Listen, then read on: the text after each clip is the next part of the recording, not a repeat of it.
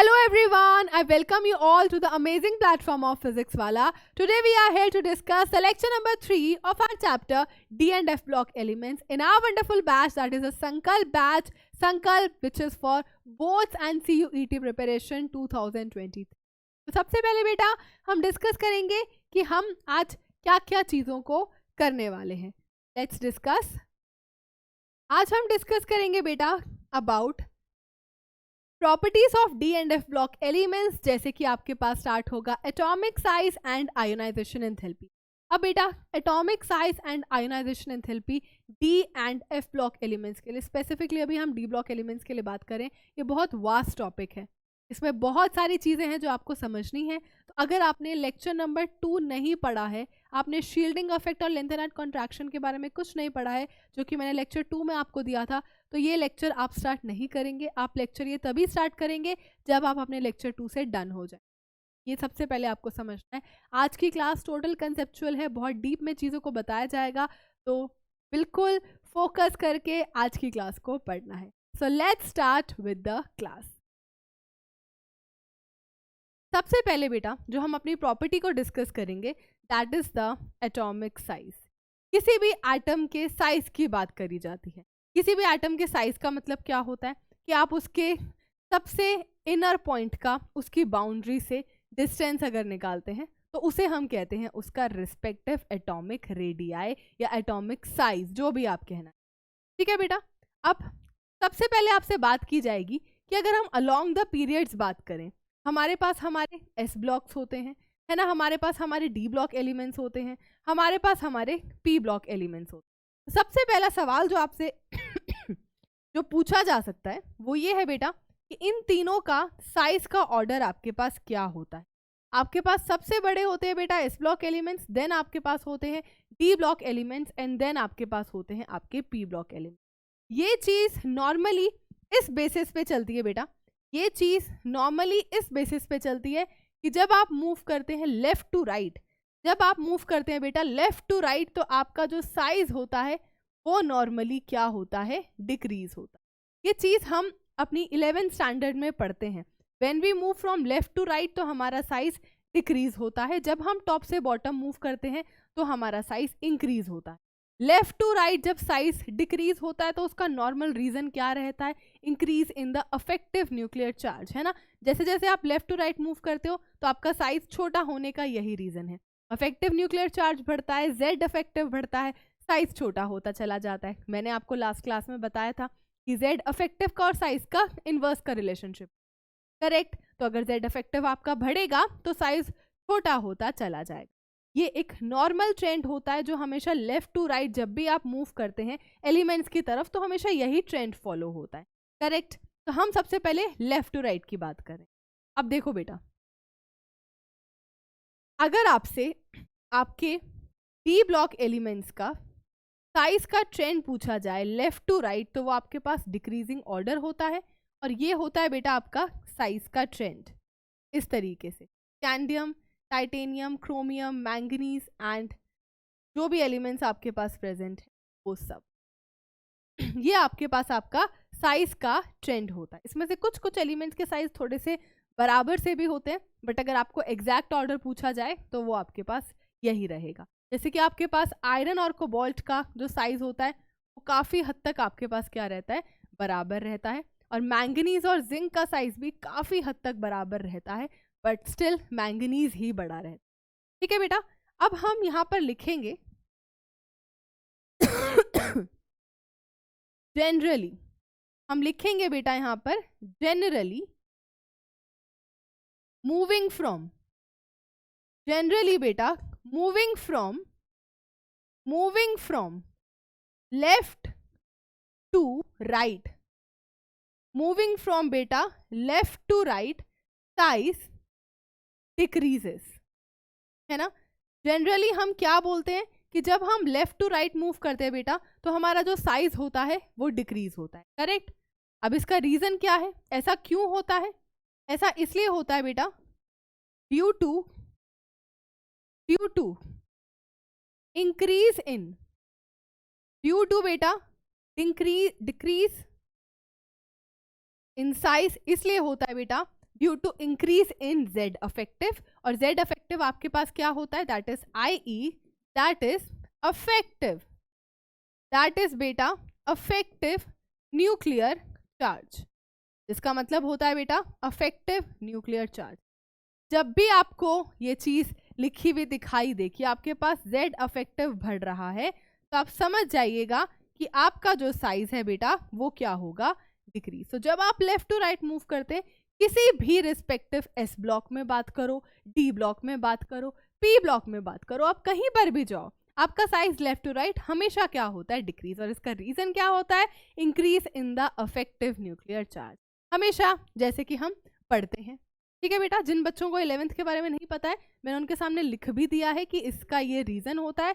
अगर मैं 11th के हिसाब से नहीं चलती तो शायद मैं सिर्फ बोल के आगे बढ़ जाती, क्योंकि सभी बच्चों को ये चीज़ पता होती है, हम इस चीज़ को 1000 बार पढ़ते हैं, बट स्टिल कोई बच्चा ऐसा क्लास में बैठा है जिसे नहीं पता है, तो उसके लिए मैंने इस लाइन को लिख दिया है, due to the increase in the effective nuclear charge when we are moving from left to right. ठीक है बेटा, लेकिन अब क्या होता है कि मैं अगर आपसे बात करूं, अब मैं बेटा अगर आपसे बात करूं कि आपकी जो 3D सीरीज होती है ना बेटा, हमसे जो सवाल पूछा जाता है वो हमारी 3D सीरीज के लिए पूछा जाता है।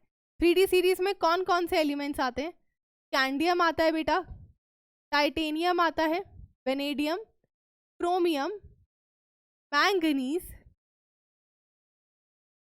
आयरन, कोबाल्ट, निकल, कॉपर एंड जिंक, ये सभी के सभी आपके एलिमेंट्स हैं जो कि आपके 3D सीरीज के अंदर प्रेजेंट है। करेक्ट, ये सभी के सभी बेटा आपके एलिमेंट्स हैं जो कहाँ पे हैं, 3D सीरीज के अंदर आपके पास प्रेजेंट है बेटा। ठीक है, अब अगर आप इनके साइज का ऑर्डर देखते हो बेटा, अब आप इनके साइज का ऑर्डर अगर देखते हो, तो जब आप स्कैंडियम से मूव कर रहे हो मैंगनीज की तरफ, मेरी बातों को बिल्कुल ध्यान से सुनना है बेटा, जब आप मूव कर रहे हो स्कैंडियम से मैंगनीज की तरफ, तो उस सिचुएशन में आपका जो साइज होता है वो होता है डिक्रीज। जैसा कि नॉर्मल ट्रेंड कहता है, लेफ्ट टू राइट जब हम जाते हैं तो साइज डिक्रीज ही होता है। क्यों डिक्रीज होता है, due to the increase in the effective nuclear charge. Effective nuclear charge बढ़ता है तो साइज कम होता है, ये शील्डिंग इफेक्ट में मैं आपको वैसे भी समझा। ठीक है बेटा, लेकिन जब आप मूव करते हो आयरन से, कोबाल्ट से निकल की तरफ, तो आपका जो साइज होता है वो बेटा ऑलमोस्ट कांस्टेंट होता है। साइज क्या होता है बेटा, ऑलमोस्ट कांस्टेंट होता है, यानी कि इन तीनों एलिमेंट्स का जो साइज है वो ऑलमोस्ट बराबर ही होता है। ऑब्वियसली थोड़ा सा डिफरेंस है जिससे हमने पीछे का ऑर्डर बनाया है, बट हम अगर मोटा मोटा बोलें तो इनके साइज में काफी हद तक सिमिलैरिटी रहती। फिर बात करते हैं बेटा कॉपर एंड जिंक की। तो कॉपर और जिंक की जब आप बात करते हो बेटा, तो उस केस में आपका जो साइज होता है वो होता है बेटा इंक्रीज। सबसे पहले तुम्हें ये चीज याद होनी चाहिए कि कहाँ पे हम जा रहे हैं तो साइज हमारा घट रहा है, कहाँ पे हम जा रहे हैं तो साइज हमारा बढ़ रहा है, और कहाँ पे हम जा रहे हैं तो साइज हमारा कांस्टेंट है। ये चीज नींद में भी याद होनी चाहिए सबसे पहले। अब देखो बेटा ऐसा क्यों होता है, now what is the reason behind this. मैंने तुम्हें लास्ट क्लास में समझाई थी ये चीज, मैंने तुम्हें लास्ट क्लास में ये चीज समझाई थी, मैं उसे यहाँ लिख देती हूँ कि अगर मैं रीकैप के फॉर्म में लूँ, अगर मैं तुम्हारे सामने बेटा रीकैप के फॉर्म में लूँ कि हमने लास्ट क्लास में क्या पढ़ा था, मैं एक बार बता ही देती हूँ, मैं एक बार बेटा बता ही देती हूँ इस चीज़ को कि हमने क्या पढ़ा था। सबसे पहले बेटा मैंने आपके सामने डिस्कस करा था क्या, मैंने आपके सामने डिस्कस करा था शील्डिंग अफेक्ट। क्या करा था बेटा, शील्डिंग अफेक्ट डिस्कस करा था, जहाँ पर मैंने आपके सामने कुछ रिजल्ट्स लिखे थे और मुझे उन्हीं रिजल्ट्स की बार बार ज़रूरत पड़ेगी, जैसे कि आज के लेक्चर में ज़रूरत पड़ेगी। एक रिजल्ट था बेटा आपके पास कि आपके पास अगर जेड अफेक्टिव बढ़ता है तो उस सिचुएशन में आपके पास जो आपका साइज होगा वो क्या होगा बेटा, जो आपका साइज होगा वो डिक्रीज होगा। और एक और रिलेशनशिप मैंने आपको बताया था कि अगर आपके पास सिग्मा की बात करी जाए तो सिग्मा आपके साइज से डायरेक्टली प्रोपोर्शनल होता है। अगर आपकी रिपल्सिव इंटरैक्शंस बढ़ती हैं, रिपल्जन्स बढ़ती हैं, अगर आपके inner electrons outer most electron पे ज़्यादा फोर्स लगाते हैं, रिपल्जन क्रिएट करते हैं उसके साथ, तो साइज बढ़ता है। ठीक है, ये दोनों रिजल्ट्स बेटा मैंने आपसे लास्ट क्लास में डिस्कस करें। अब इसी का ही हम यहाँ पर यूज लेने वाले हैं। मैंने आपके सामने लिखे हैं सबसे पहले 3D सीरीज के लिए ये 3 रिजल्ट। अब मैं आपसे सिंपल सी बात पूछती हूँ बेटा कि अगर मुझे Z अफेक्टिव से रिलेशनशिप निकालना है, तो अगर बेटा साइज डिक्रीज हो रहा है तो जाहिर सी बात है यहाँ पे मैं इस चीज को लिख सकती हूँ कि यहाँ पर जो अफेक्टिव न्यूक्लियर चार्ज है, जो बेटा यहाँ पर अफेक्टिव न्यूक्लियर चार्ज है, इस सिचुएशन में जो आपके पास अफेक्टिव न्यूक्लियर चार्ज है वो क्या हो रहा होगा बेटा, इंक्रीज हो रहा होगा। यानी कि हम सिंपल कह सकते हैं कि इस सिचुएशन में Z अफेक्टिव इंक्रीज हो रहा होगा। क्या हो रहा होगा बेटा, Z अफेक्टिव इंक्रीज हो रहा होगा। अगर Z अफेक्टिव इंक्रीज होता है तभी तो ना साइज बढ़ता है। अब इस चीज को थोड़ा सा इलेक्ट्रॉनिक कॉन्फ़िगरेशन के फॉर्म में भी लिख लेते हैं। इसकी थोड़ी सी लिखते हैं इलेक्ट्रॉनिक कॉन्फ़िगरेशन। आप इसको क्या लिखते हो बेटा, 3D1 4s2, इसको क्या लिखते हो बेटा 3D2, इसको क्या लिखते हो 3D3, इसको क्या लिखते हो 3D5, और इसको भी क्या लिखते हो 3D5। बस ये 3D5 4s2 होता है तो 3D5 4s1 होता है। जब तक कि आपके डी सब शेल में अनपेयर्ड इलेक्ट्रॉन्स रहते हैं, जब तक कोई पेयरिंग नहीं होती, जब तक अनपेयर्ड इलेक्ट्रॉन रहते हैं, जब तक कोई पेयरिंग नहीं होती, उस सिचुएशन तक आपका Z अफेक्टिव बहुत ज्यादा रहता है, जिसकी वजह से साइज बहुत छोटा होता चला जाता है। मैंगनीज तक साइज छोटा होता चला जाता है बेटा। उसके बाद अब अगली चीज आते हैं, हम इस पे आते हैं। अब हम यहाँ पे बेटा, यहाँ पे क्या है, आपका Z अफेक्टिव इंक्रीज तो होता ही है। जब आप लेफ्ट टू राइट जाते हो तो Z अफेक्टिव हमेशा इंक्रीज होता है। लेफ्ट टू राइट जाते हैं तो हमारे न्यूक्लियस और आउटर मोस्ट शेल के बीच में अट्रैक्शन बढ़ती चली जाती है। ये बात ध्यान रहे, अफेक्टिव न्यूक्लियर चार्ज इसलिए बढ़ता है, इसलिए, ठीक है बेटा। तो Z अफेक्टिव भी बढ़ता है लेफ्ट टू राइट बेटा, सिग्मा भी बढ़ता है, यहाँ पे सिग्मा भी बढ़ता है, Z अफेक्टिव भी बढ़ता है, सिग्मा भी बढ़ता है। क्यों बढ़ता है वो अभी बताऊंगी, पर दोनों बढ़ते हैं। अब जब दोनों बढ़ रहे हैं तो आपके पास रिलेशनशिप होता है Z effective is equal to Z minus sigma. उस रिलेशनशिप के हिसाब से बेटा मैंने आपको अभी सिखाया है, मैंने आपको अभी रिकैप में बताया है कि अगर Z अफेक्टिव बढ़ रहा है तो साइज छोटा होगा और सिग्मा बढ़ रहा है तो साइज बड़ा होगा, है ना। अगर इन दोनों रिलेशनशिप्स को मैं यहाँ पे पुट कर दूं तो एक फैक्टर की वजह से, एक फैक्टर की वजह से, Z अफेक्टिव के बढ़ने की वजह से आपके पास जो साइज है बेटा वो क्या हो रहा है, डिक्रीज, और सिग्मा के बढ़ने की वजह से साइज क्या हो रहा है, इंक्रीज। यानी कि एक फैक्टर साइज को इंक्रीज कर रहा है तो एक फैक्टर साइज को डिक्रीज कर रहा है। दोनों फैक्टर्स एक दूसरे के साथ बिल्कुल उल्टे हैं, है ना, जिसकी वजह से आपका साइज कांस्टेंट हो जाए। ठीक है बेटा, आपके आयरन का, कोबाल्ट का और निकल का जो साइज है वो ऑलमोस्ट कांस्टेंट। अब इसका रीजन क्या है, अब इसका रीजन ये है बेटा कि जब आप मूव करते हैं 3D6 पे, 3D7 पे और 3D8 पे, तो यहाँ पर आपके पास क्या स्टार्ट हो जाती है, यहाँ पर स्टार्ट हो जाती है बेटा, रीजन है इसका, रीजन है इसका क्योंकि यहाँ पर pairing of electrons, pairing of electrons starts in 3D subshell.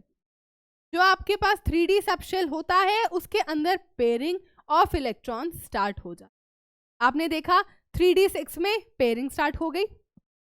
किसी बच्चे को ये नहीं पता है कि पेयरिंग के रिस्पेक्ट में हम क्या बात कर रहे हैं, तो बेटा मैं आपको बता देती हूँ कि आपके पास 3D के 5 सबशेल होते हैं, करेक्ट।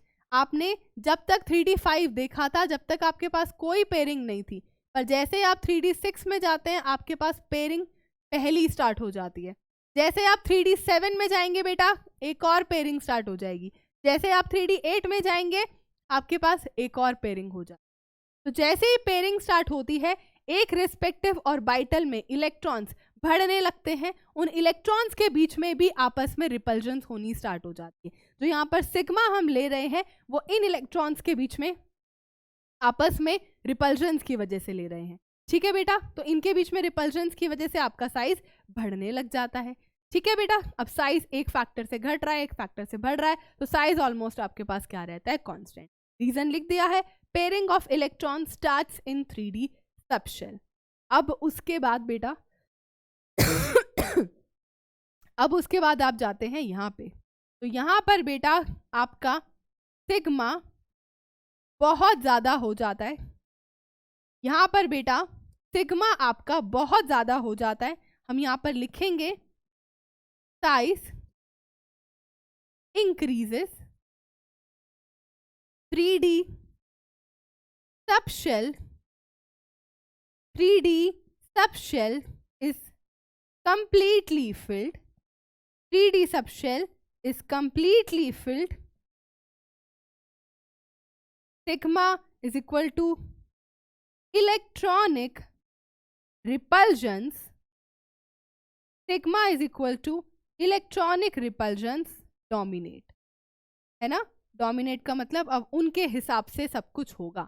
अब यहाँ पर बेटा साइज बढ़ रहा है, आप मुझे खुद बताओ जेड इफेक्टिव और सिग्मा के टर्म्स में आपको आंसर करना है। अब आपको पता है कि अगर आपका साइज बढ़ रहा है तो सिग्मा बढ़ रहा होगा, है ना कोई ऐसी रिपल्जन आ रही होगी जिसकी वजह से न्यूक्लियस और आउटर मोस्ट शेल के बीच में अट्रैक्शन नहीं हो पा रही हो, है ना, अट्रैक्शन नहीं हो पा रही होगी। अब क्या होता है, अब जैसे जैसे आपके पास हम कॉपर और जिंक पे जाते हैं, तो कॉपर और जिंक के साथ बेटा क्या प्रॉब्लम जुड़ी हुई है ना कॉपर और जिंक के साथ बेटा क्या प्रॉब्लम जुड़ी हुई है कि इनके अंदर जो है सारे के सारे डी इलेक्ट्रॉन्स बेटा पेयर अप होते, है ना। तो ये सारे के सारे जो आपके इलेक्ट्रॉन्स होते हैं ये आपस में एक दूसरे को क्या करते हैं, रिपेल करते हैं। जब तक एक एक इलेक्ट्रॉन था, जब तक एक एक इलेक्ट्रॉन था डब्बे में, जब तक कोई पेयरिंग नहीं थी, तब तक सिग्मा का कोई रोल नहीं था। बढ़िया से लेफ्ट टू राइट जा रहे थे, साइज डिक्रीज हो रहा था।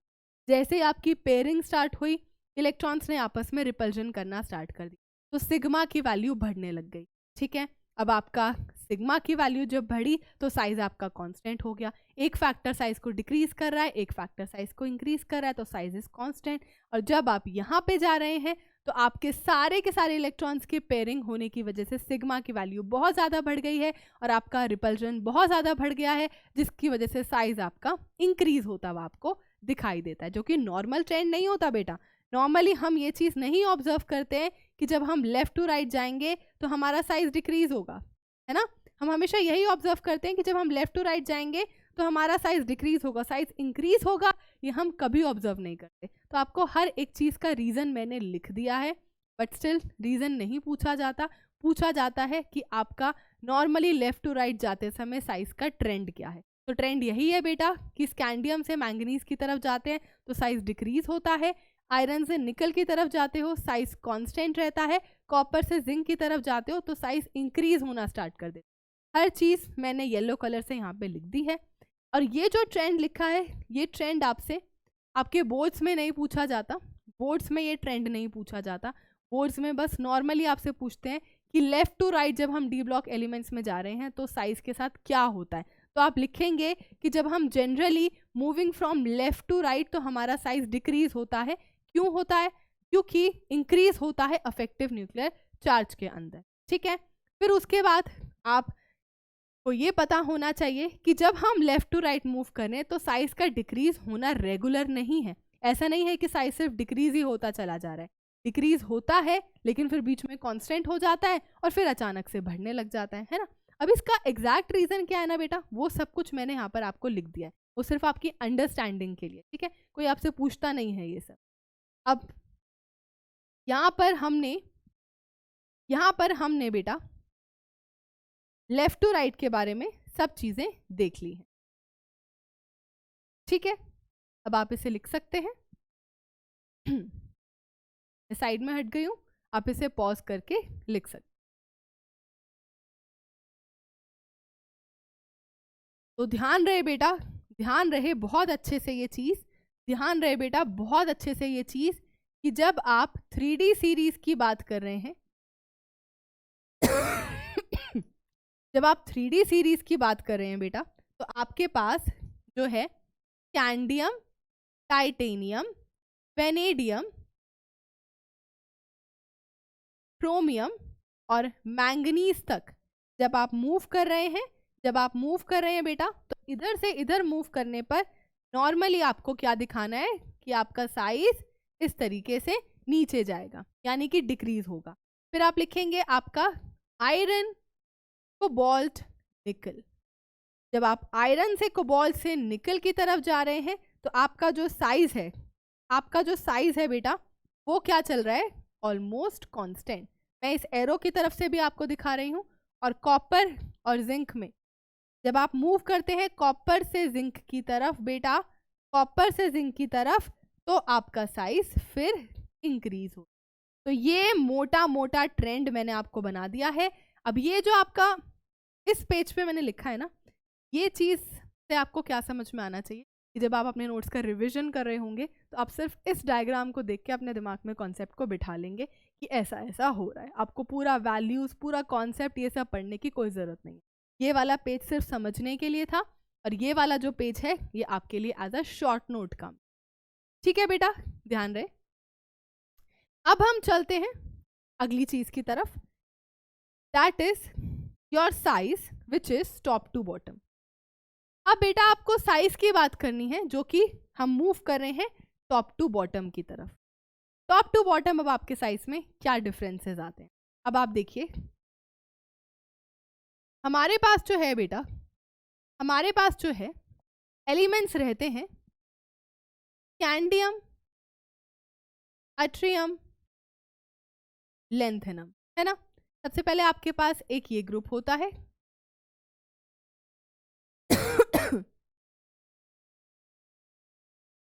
फिर आपके पास बेटा इस तरीके से बहुत सारे आपके ग्रुप्स आते हैं, है ना। यहाँ आपके पास क्या होता है बेटा, टाइटेनियम, जिरकोनियम, हाफमियम, यहाँ बेटा जिंक, कैडमियम और मर्क्यूरी। ये आपका ग्रुप नंबर 3 है, ये आपका ग्रुप नंबर 4 है और ये आपका ग्रुप नंबर 12 है। यहाँ से आपका 5 से लेकर 11 तक के ग्रुप्स यहाँ बीच में आपके पास प्रेजेंट हैं। ठीक है बेटा। अब ये जो आपकी सीरीज है इसको हम बोलते हैं 3D सीरीज, ये बेटा 4D सीरीज है और ये आपकी 5D सीरीज। सबसे पहले मैंने आपके सामने के नाम लिखे हैं। अब होता क्या है बेटा, जैसे आप मूव करते हो आपके 3D से 4D की तरफ, है ना, जैसे आप मूव करते हो, मैं लिखूंगी यहाँ पे मूविंग फ्रॉम 3D सीरीज, लिखेंगे बेटा moving from 3D series to 4D series. Moving from बेटा 3D series to 4D series, आपका जो साइज है वो होता है बेटा इंक्रीज,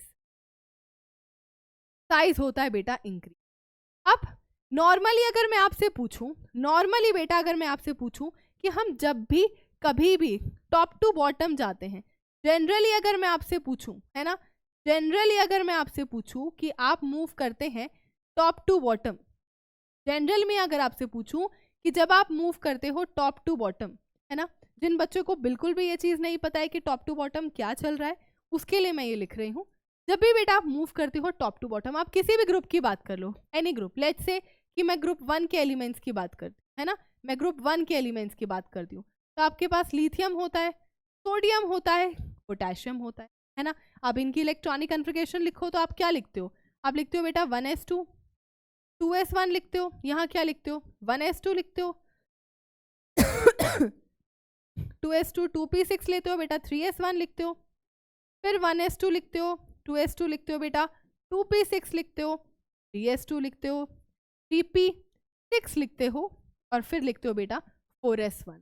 तो अब आपको हर केस में लास्ट वाले रिस्पेक्टिव शेल पे ध्यान देना है, लास्ट वाले पे। तो आपको साफ साफ दिखाई दे रहा है बेटा कि जब आप मूव कर रहे हो, आप मूव कर रहे हो लिथियम से, सोडियम से, पोटेशियम की तरफ, तो आपका शेल नंबर इंक्रीज हो रहा है ना बेटा। यहाँ पर हम कह सकते हैं कि जब हम मूव कर रहे हैं टॉप टू बॉटम तो हमारा शेल नंबर हो रहा है बेटा इंक्रीज, जिसकी वजह से हम ये लिख सकते हैं कि हमारा साइज क्या हो रहा है बेटा इंक्रीज। ये उन बच्चों के लिए है जिनको बिल्कुल भी क्लास 11th का कुछ नहीं पता है, तो वो यहाँ से अपना थोड़ा सा अंदाजा लगा सकते हैं कि क्या चल रहा है ना। बिल्कुल भी ऐसा नहीं होना चाहिए कि लगे कि भाई ये टॉप टू बॉटम क्या चल रहा है। तो शेल नंबर के इंक्रीज होने की वजह से आपका साइज इंक्रीज होता है। शेल नंबर का इंक्रीज होना कैसे पता चला, इलेक्ट्रॉनिक कॉन्फ़िगरेशन लिखी, यहाँ पर 2s1, यहाँ पर 3s1, यहाँ पर 4s1, तो हमें नंबर से समझ में आ रहा है कि हाँ भाई हमारा शेल नंबर इंक्रीज हो रहा है। ठीक है बेटा। बहुत अच्छे से आप अब चीज़ को समझ सकते हैं। तो मैं फिर से अपने इस रिस्पेक्टिव कॉन्सेप्ट की तरफ आ रही हूँ। तो नॉर्मली बेटा जब आप टॉप टू बॉटम जाते हैं तो आपकी इलेक्ट्रॉनिक कॉन्फ़िगरेशन के हिसाब से आप जब टॉप टू बॉटम जाते हैं तो आपका शेल नंबर इंक्रीज होता है ना।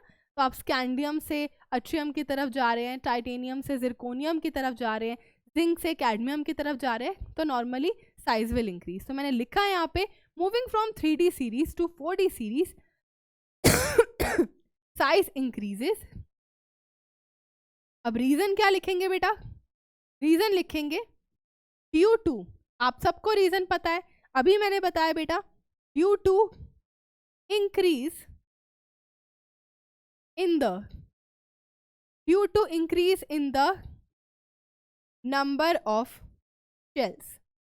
शेल्स का नंबर इंक्रीज होने की वजह से आपका साइज भी इंक्रीज होगा।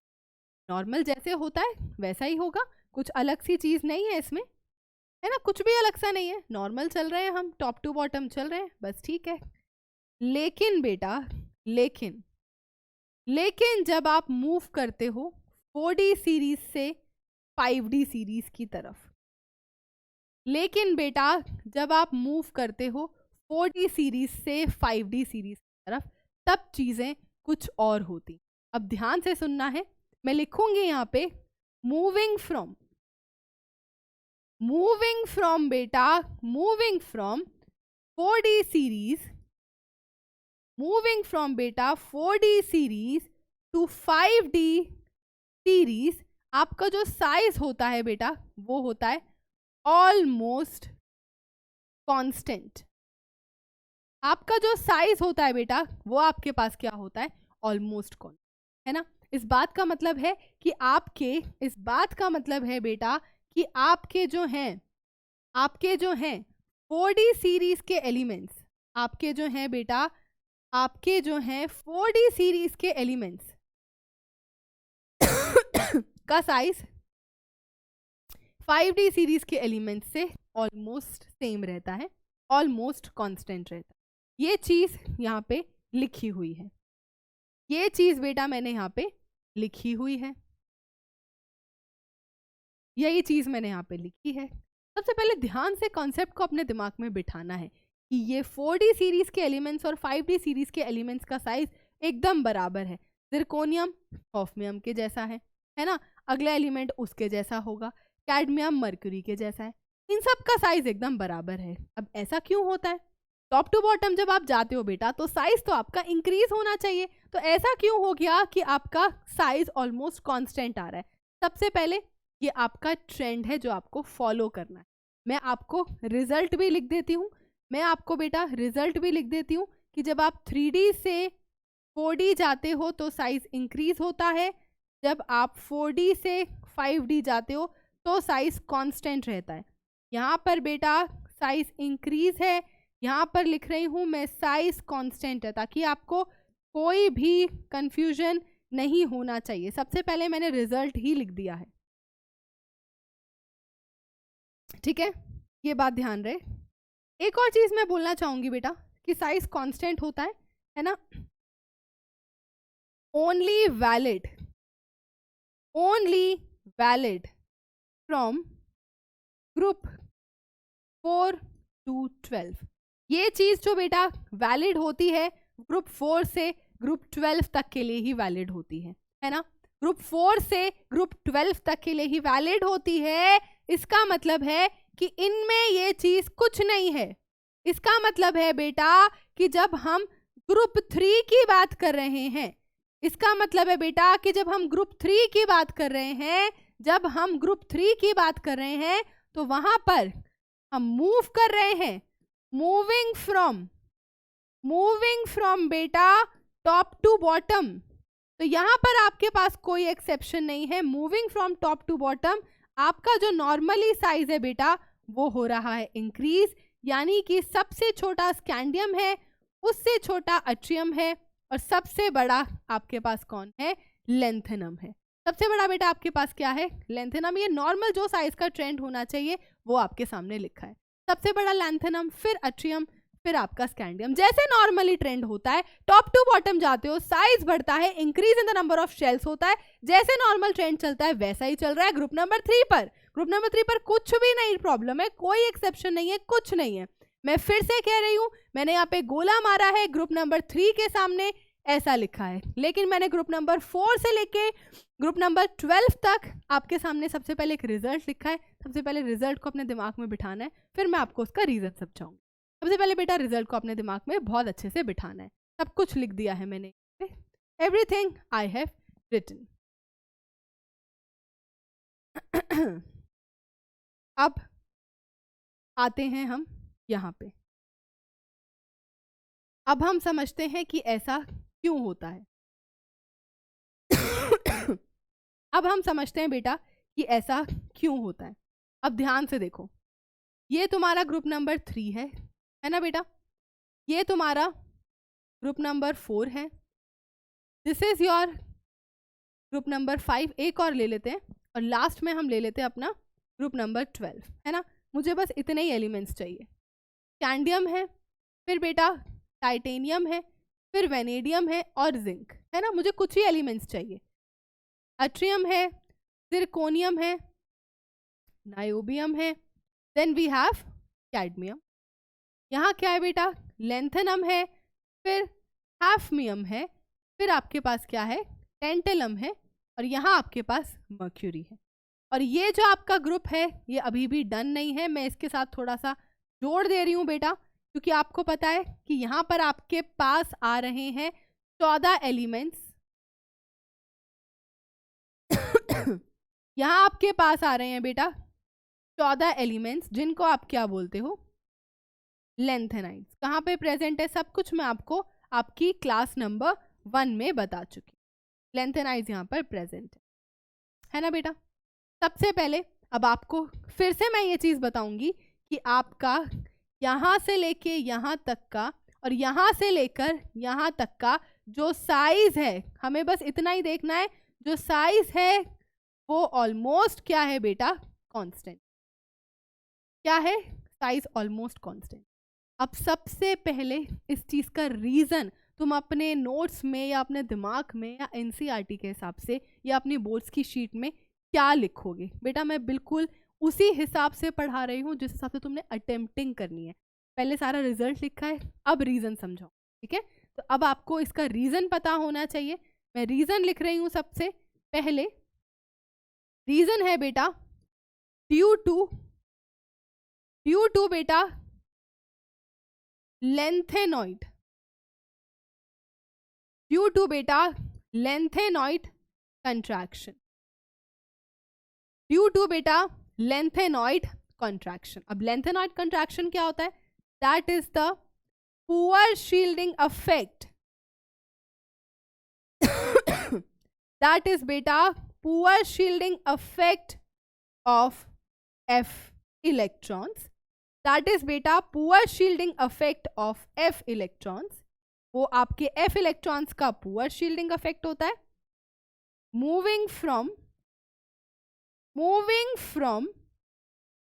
Cerium to lutetium with every F electron added, with every F electron added, with every F electron added बेटा हम लिखेंगे यहाँ पे effective nuclear charge, effective nuclear charge,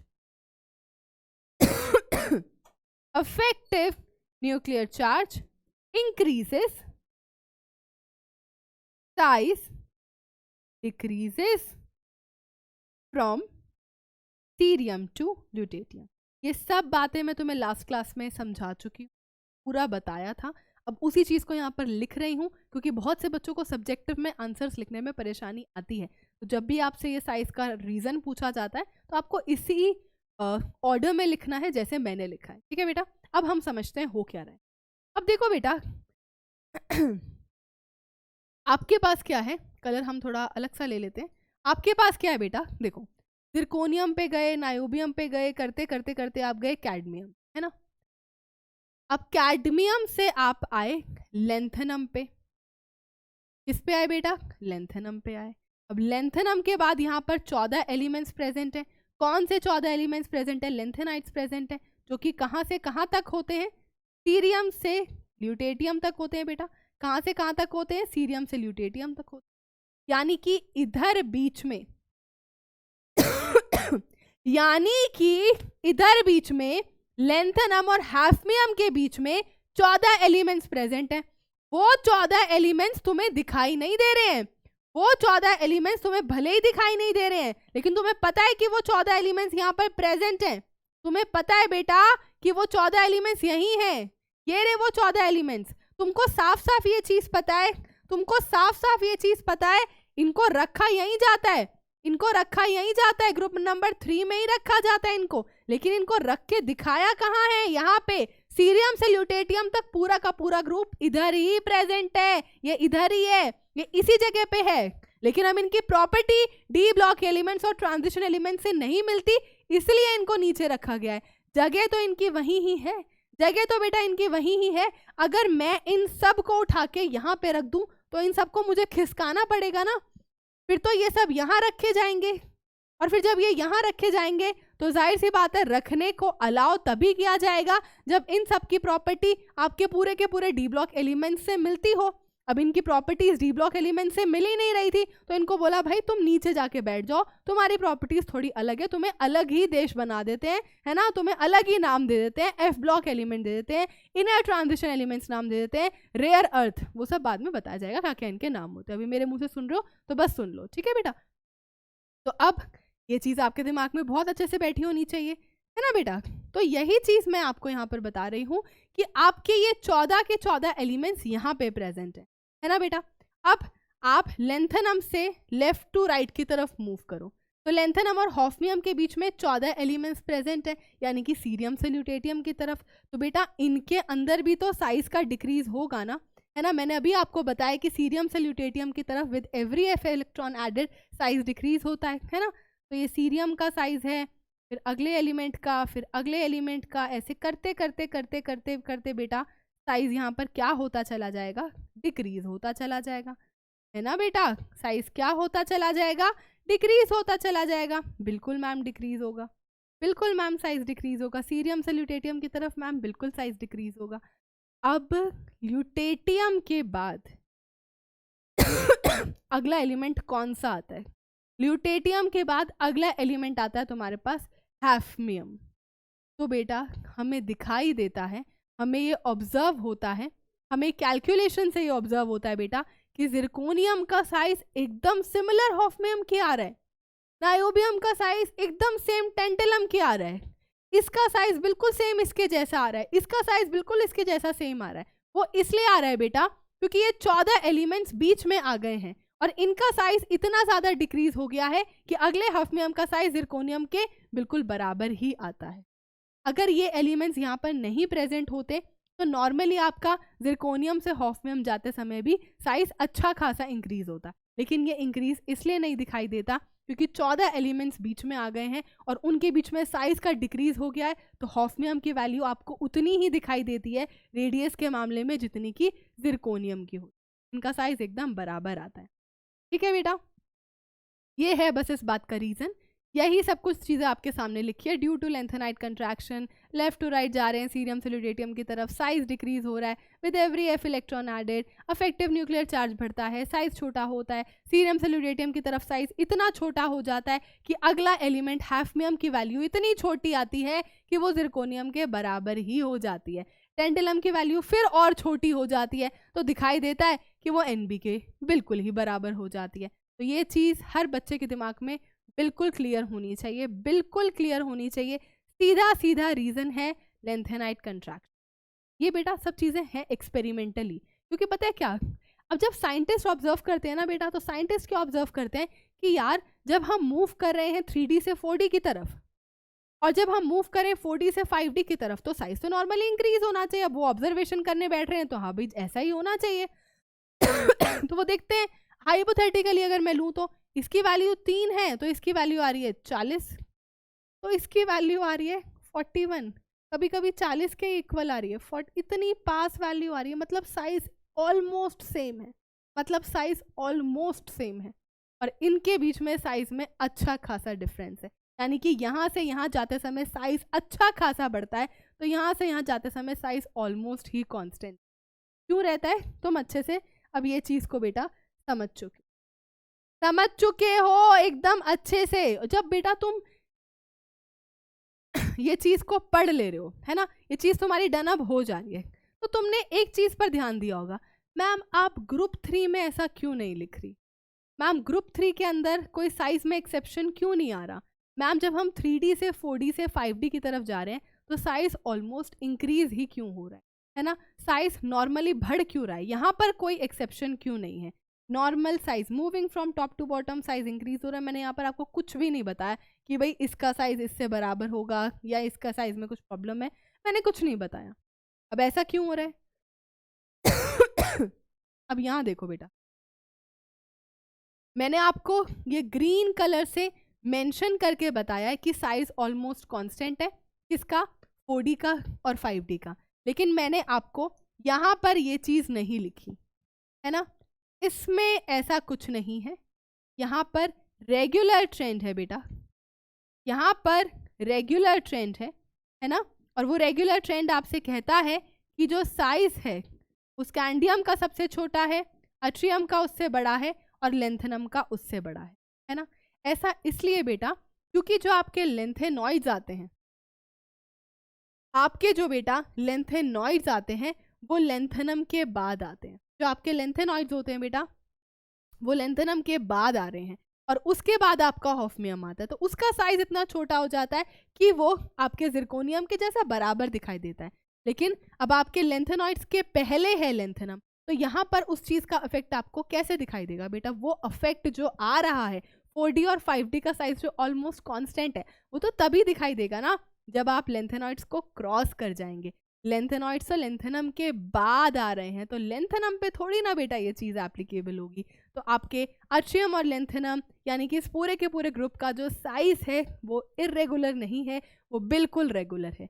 यानी कि आपका ग्रुप नंबर 3 का बेटा, आपका ग्रुप नंबर 3 का साइज में कोई प्रॉब्लम नहीं है, कोई प्रॉब्लम नहीं है बेटा। ये 6 to 11 है और ये आपका 12th ग्रुप, इनमें बेटा कोई प्रॉब्लम नहीं है। प्रॉब्लम सारी ग्रुप नंबर 4 से ग्रुप नंबर 12 के बीच में आती है, सारी की सारी प्रॉब्लम बेटा ग्रुप नंबर 4 से ग्रुप नंबर 12 तक आती है।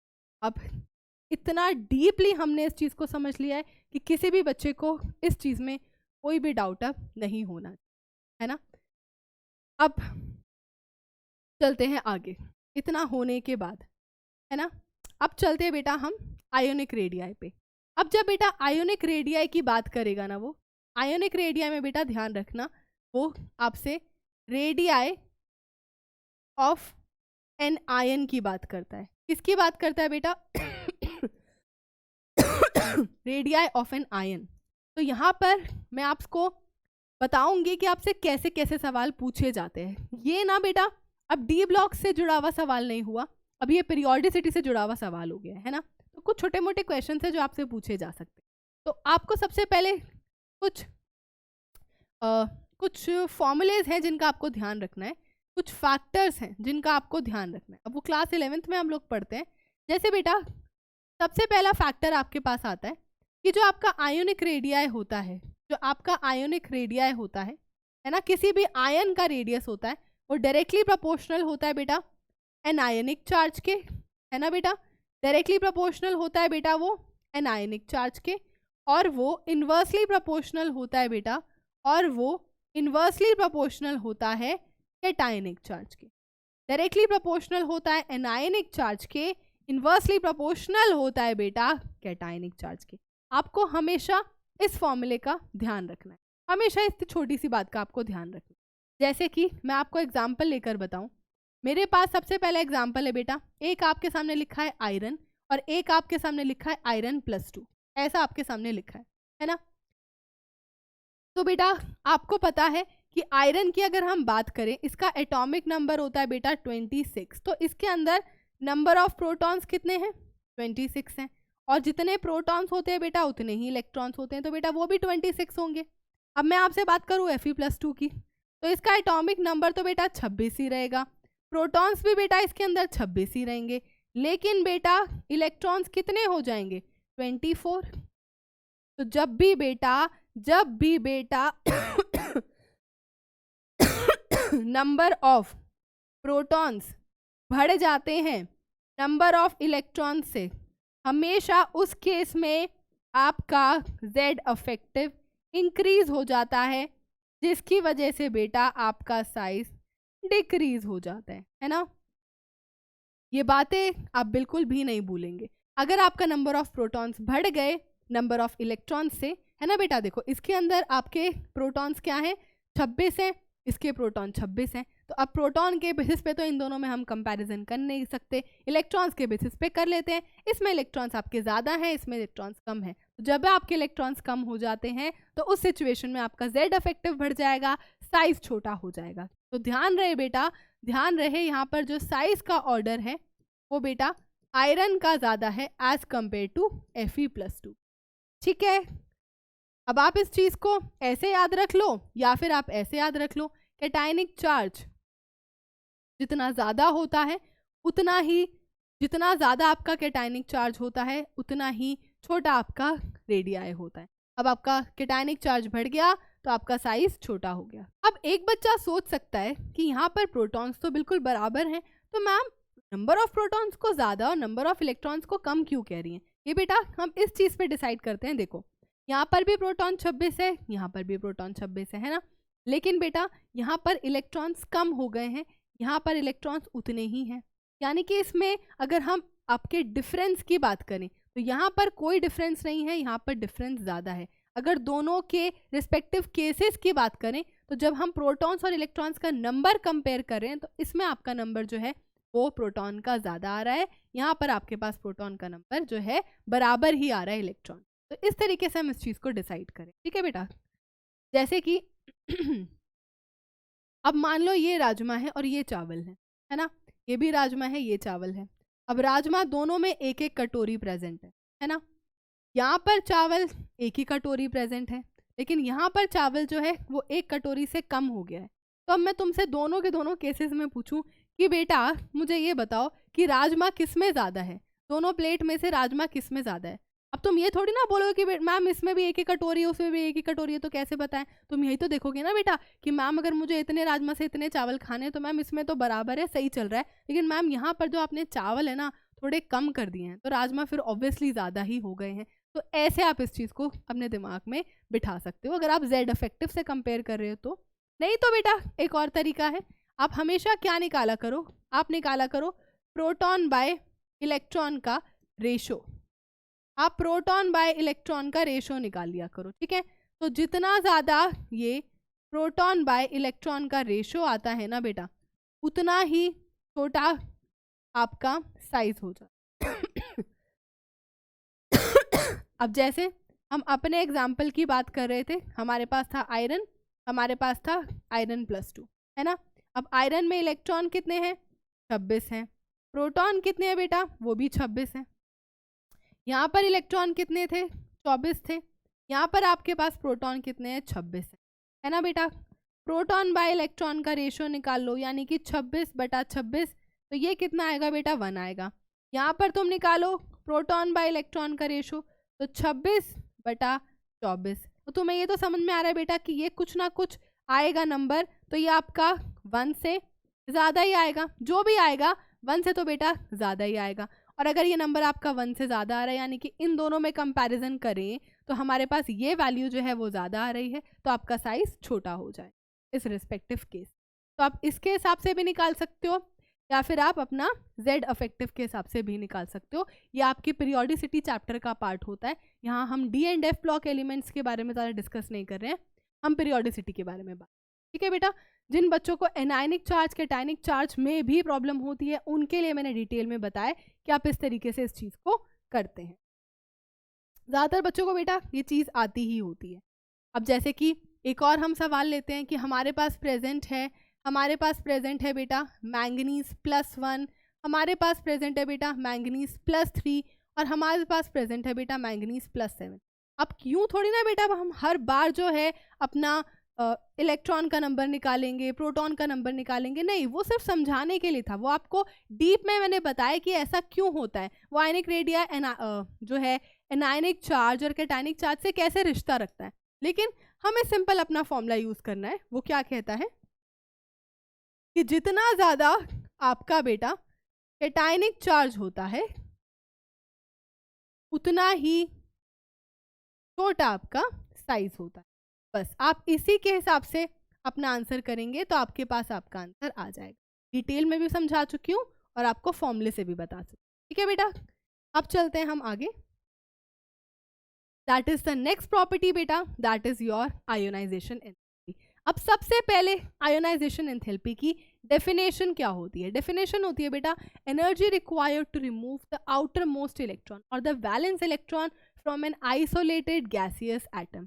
हर एक शब्द की अपनी एक इंपॉर्टेंस है आयोनाइजेशन एंथैल्पी की डेफिनेशन में, है ना बेटा। आपके पास एक एटम है, आपके पास भी एक एटम है बेटा, जिसके अंदर ये न्यूक्लियस है और आपके पास बहुत सारे शेल्स हैं। तो आपको आउटर मोस्ट शेल के इलेक्ट्रॉन को बाहर निकालना है ना, आपको इसको रिमूव करना है ना। तो ये आपसे कह रहा है कि अगर आपको निकालना है तो आप इनर इलेक्ट्रॉन्स को कभी नहीं निकाल सकते। आप सबसे पहले निकाल सकते हो बेटा किसको? आप सिर्फ निकाल सकते हो सबसे पहले आउटर मोस्ट शेल के इलेक्ट्रॉन को। ऐसा इसलिए क्योंकि आउटर मोस्ट शेल का इलेक्ट्रॉन न्यूक्लियस से सबसे कम अट्रैक्टेड रहता है, इसलिए सबसे आसान होता है आउटर मोस्ट शेल का इलेक्ट्रॉन निकलना। फिर कहता है from an isolated gaseous atom. Isolated का मतलब क्या है बेटा कि आप कभी ये सोचें कि आप H2 में से इलेक्ट्रॉन के निकालने की बात कर रहे हैं तो वो गलत है। पहले आप H2 को तोड़ेंगे 2 हाइड्रोजन एटम्स में, है ना। आप कभी भी किसी मॉलिक्यूल की आयनाइजेशन एंथैल्पी की बात नहीं करते, आप हमेशा एटम की बात करते। तो आपको पहले एटम में कन्वर्ट करना पड़ेगा, और अगर आपका किसी भी तरीके से कोई एटम अगर सॉलिड स्टेट में है आपको बेटा उसको गैसियस स्टेट में पहले कन्वर्ट करना पड़ेगा। तो ये सब चीज़ें इस डेफिनेशन का पार्ट है कि आपके वैलेंस शेल में से इलेक्ट्रॉन निकलेगा, आइसोलेटेड एटम होना चाहिए और एक गैसियस एटम होना। तीनों शब्द के साथ बनती है आयनाइजेशन एंथैल्पी की डेफिनेशन। अब आता है बेटा कि ऐसे कौन कौन से फैक्टर्स हैं जिनके ऊपर आपकी आयनाइजेशन एंथैल्पी डिपेंड करती है। सबसे पहला फैक्टर आता है बेटा, सबसे पहला फैक्टर आता है कि आपकी जो आयनाइजेशन एंथैल्पी होती है वो आपकी होती है बेटा इन्वर्सली प्रोपोर्शनल टू साइज, है ना। जितना बड़ा साइज होता है बेटा उतना ही कम आपकी होती है आयोनाइजेशन एंथैल्पी। साइज बढ़ जाता है तो आउटर मोस्ट शेल में से इलेक्ट्रॉन को निकालना बेहद आसान हो जाता है, क्योंकि न्यूक्लियस और आउटर मोस्ट शेल के बीच में डिस्टेंस बढ़ जाता है, वो आपका इलेक्ट्रॉन न्यूक्लियस से बहुत ज़्यादा अट्रैक्टेड नहीं रहता। तो साइज के इन्वर्सली प्रोपोर्शनल होती है आपकी आयोनाइजेशन एंथैल्पी। अब जैसे मैं आपसे बात करूं बेटा, है ना, मैं आपसे नॉर्मल आपसे एक सवाल पूछूं कि आपके पास कैंडियम है, आपके पास मैंगनीज है और आपके पास निकल है, आप इन तीनों की आयनाइजेशन एंथैल्पी का ऑर्डर बताओ। तो आपने एक ऑर्डर लिखा है आयनाइजेशन एंथैल्पी का, है ना, उसके हिसाब से आपको पता है कि स्कैंडियम और मैंगनीज और आयरन, ये स्कैंडियम मैंगनीज और निकल का जो साइज का ऑर्डर होता है बेटा, इनका जो साइज का ऑर्डर होता है, स्कैंडियम सबसे बड़ा होता है, फिर मैंगनीज होता है, फिर निकल होता है। ये चीज़ आप आज की क्लास में कर चुके हैं। तो फिर बेटा आपका आयोनाइजेशन एंथैल्पी का जो ऑर्डर हो जाएगा वो हो जाएगा सबसे ज़्यादा निकल का, फिर मैंगनीज का बेटा, और फिर आपका स्कैंडियम। ऐसा आपका ऑर्डर हो जाएगा। बिल्कुल हमने बिल्कुल साइज के बेस पे बताया कि जिसका साइज बड़ा होता है उसमें से इलेक्ट्रॉन को निकालना आसान होता है, आयोनाइजेशन एंथैल्पी कम हो जाती है। सबसे पहला फैक्टर है बेटा आपका साइज। उसके बाद एक और फैक्टर आपके पास आ सकता है ना, आयोनाइजेशन एंथैल्पी बेटा डायरेक्टली प्रोपोर्शनल होती है Z अफेक्टिव के, है ना बेटा, Z अफेक्टिव के। अब Z अफेक्टिव और आपका साइज का क्या रिलेशनशिप होता है? Z अफेक्टिव बढ़ता है तो साइज छोटा होता है। तो आप इन तीनों को जोड़ के अपना आराम से आयनाइजेशन एंथैल्पी से रिलेशनशिप निकाल सकते हैं। Z अफेक्टिव बढ़ता है तो मैंने लास्ट क्लास में क्या बताया था, न्यूक्लियस और आउटर मोस्ट शेल के बीच में अट्रैक्शन बढ़ता है, जिसकी वजह से साइज छोटा होता चला जाता है, तो आयनाइजेशन एंथैल्पी बढ़ती चली जाएगी। बस वही चीज़ बेटा आपके पास मैंने रिलेशनशिप ये चीज़ पर हम सवाल करते हैं। अब एक सवाल आता है आपके सामने, सवाल आता है बेटा, आपसे कहता है कि आपके पास जो है एक प्रेजेंट है केटायन ए, केटायन मतलब हम एक एलिमेंट ही ले लेते हैं, एक लिखा है बेटा आपके पास लिथियम और एक लिखा है बेटा आपके पास लिथियम +2, है ना। लिथियम +2 नहीं लेते हैं, हम लेते हैं लिथियम +1। तो इन दोनों में से किसका जेड इफेक्टिव ज़्यादा है ना बेटा। हम लिख सकते हैं जितना ज़्यादा हमारा कैटायनिक चार्ज होता है, जितना बेटा हमारा कैटायनिक चार्ज ज़्यादा होता है उतना ही ज़्यादा हमारा जेड इफेक्टिव होता है। तो लिथियम पॉजिटिव का जेड इफेक्टिव लिथियम से ज़्यादा है बेटा, है ना। तो इसका मतलब क्या है कि साइज जो है वो लिथियम का ज़्यादा होगा। इसका मतलब बेटा जो आयोनाइजेशन एंथैल्पी है वो लिथियम पॉजिटिव की ज़्यादा होगी एज कंपेयर टू लिथियम। आप इससे इस चीज़ को बहुत ही आराम से कर सकते, बहुत ही आराम से बेटा आप इस क्वेश्चन का आंसर इस तरीके से निकाल सकते हैं ना। आपको पता है अगर आपके पास दो रिस्पेक्टिव चीज़ों का कंपैरिजन हो रहा है, जितना ज़्यादा कैटायनिक चार्ज होता है उतने ज़्यादा नंबर ऑफ प्रोटॉन्स होते हैं, उतना ज़्यादा बेटा आपका जेड इफेक्टिव होता है। जेड इफेक्टिव ज़्यादा यानी कि न्यूक्लियस से आउटरमोस्ट शेल का अट्रैक्शन ज़्यादा, इसका मतलब बेटा आपका साइज कम, है ना। अगर इसका जेड इफेक्टिव ज़्यादा है तो इसका साइज कम हो जाएगा, और जितना आपका जेड इफेक्टिव होता है वैसे ही आपकी आयनाइजेशन एंथैल्पी होती है। ये मैं आपके सामने पहले ही लिख चुकी। ये होता है बेटा आपका दूसरा फैक्ट, करेक्ट। अब आते हैं हम अगली चीज़ पर। मैं साइड हट गई हूँ, आप लिख सकते हैं। हर चीज़ आपके सामने प्रेजेंट है। मैं आपको 11th की चीज़ें भी साथ में लेकर समझा रही हूँ। एक 12th के बच्चे को अगर मैं बताती तो मैं शायद ये सब चीज़ें कुछ नहीं समझाती, सिर्फ इतना लिख देती बच्चे को अपने आप क्लियर होता। बट कुछ कुछ बच्चों को बिल्कुल भी चीज़ों के बारे में नहीं पता होता, तो जो भी बेटा मैम आपको कुछ भी अपने मुंह से एक्स्ट्रा बोल रही हैं तो आप उसको अपने दिमाग में बहुत अच्छे से बिठाइए, क्योंकि हर चीज़ आपको कोशिश कर रहे हैं कि 11th की भी चीज़ें लेते हुए चले। ठीक है बेटा। उसके बाद जो एक फैक्टर हमें यहाँ पर और यूज में आएगा बेटा वो है कि आपकी आयोनाइजेशन एंथैल्पी आपकी हाफ फिल्ड इलेक्ट्रॉनिक कॉन्फ़िगरेशन के लिए बहुत ज़्यादा होती है, और बेटा आपकी जो आयोनाइजेशन एंथैल्पी होती है वो even fully filled electronic configuration के लिए भी बहुत ज़्यादा होती है। Half filled electronic configuration and fully filled electronic configuration दोनों के लिए बेटा बहुत ज़्यादा होती है, आप चाहे कोई भी लो।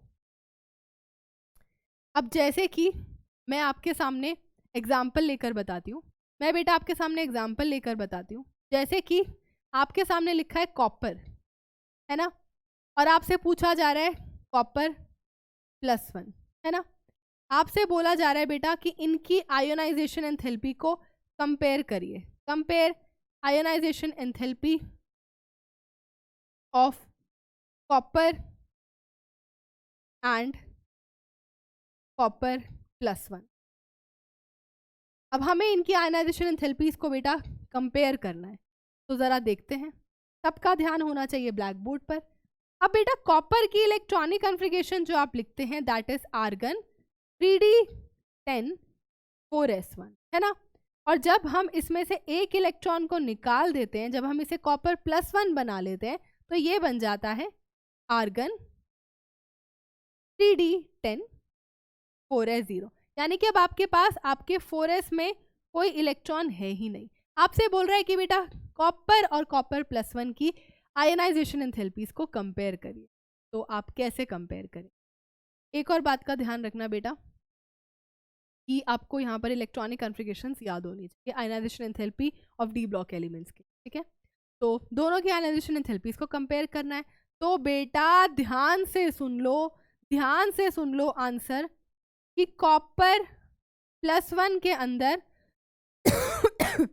Electron has to be removed, electron has to be removed from 3d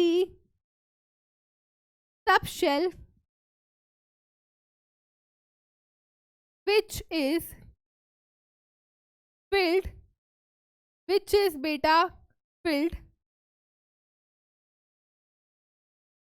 completely। आपका यहाँ पर इलेक्ट्रॉन निकालना है बेटा 4s में से, यहाँ पर इलेक्ट्रॉन निकालना है 3d में से।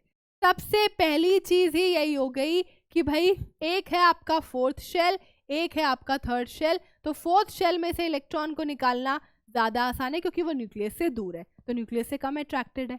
तो इसका मतलब क्या है, अगर हम इन दोनों का कंपैरिजन करें तो यहाँ इलेक्ट्रॉन 3d में से निकालना है, वहां 4s में से निकालना है, तो 4s में से इलेक्ट्रॉन का निकालना ज्यादा आसान है। सबसे पहले तो ये चीज हो गई, ठीक है। फिर उसके बाद जो मेन रीजन है बेटा वो ये है कि जब आपको अगला इलेक्ट्रॉन निकालना है तो आपको 3d10 में से निकालना होगा, और 3d10 जो आपके पास होता है वो एग्जैक्टली फुली फिल्ड होता है, बहुत ज़्यादा स्टेबल होता है, और उसमें से इलेक्ट्रॉन को निकालना मुश्किल है, तो आयनाइजेशन एंथैल्पी आपकी बहुत ज़्यादा बढ़ जाएगी। तो अगर आपसे कॉपर और कॉपर +1 में आयोनाइजेशन एंथैल्पी का बेटा ऑर्डर पूछा है तो ध्यान रहे कि कॉपर +1 में से इलेक्ट्रॉन को निकालना मुश्किल है, क्योंकि कॉपर +1 में जो इलेक्ट्रॉनिक कन्फिगरेशन है वो बहुत ज़्यादा स्टेबल है, 3d10 है, that is having exactly filled D subshell. लिखा है यहाँ पर बेटा, electron has to be remove from 3d subshell which is filled completely. ठीक है बेटा, ध्यान रहे हमेशा बेटा इस बात का आपको ध्यान रखना है कि आपके जो डी सबशेल होता है, जो बेटा आपका डी सबशेल होता है, ये हम एटॉमिक स्ट्रक्चर चैप्टर के अंदर चीज पढ़ते हैं, हम एटॉमिक स्ट्रक्चर चैप्टर में ये चीज पढ़ते हैं बेटा।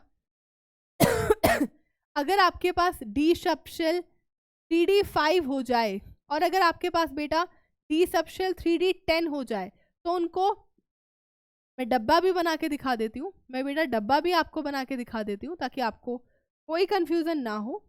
डब्बा देखो 2 3 4 5, बहुत से बच्चों को ये चीज़ भी नहीं पता चलती है कभी कभी, तो उनके लिए मैं लिख रही हूँ बेटा, अगर आपके पास लेट से 3d5 इलेक्ट्रॉनिक कॉन्फ़िगरेशन है बेटा या 3d10 इलेक्ट्रॉनिक कॉन्फ़िगरेशन है, इन दोनों कॉन्फ़िगरेशंस को बेटा एक्स्ट्रा स्टेबल, बेटा इनको एक्स्ट्रा स्टेबल इलेक्ट्रॉनिक कॉन्फ़िगरेशंस कहा जाता है ना, सबसे ज़्यादा स्टेबल। ऐसा इसलिए बेटा क्योंकि इनके अंदर प्रेजेंट होती है सिमेट्री, है ना।